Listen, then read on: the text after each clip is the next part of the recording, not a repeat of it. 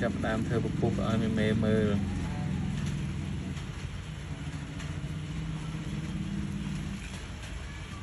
nghe toàn bật lên như này cái ta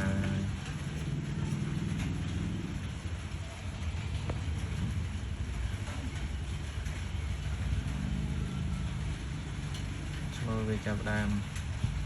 về thơ bục bục này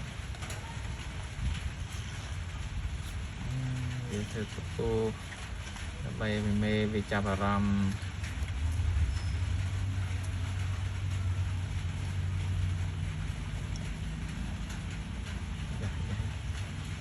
nhai nè kia mình nhai kia nè để dừng đặt cái tôi chọn tục về sân để trong cái tá chầm nghe chầm lên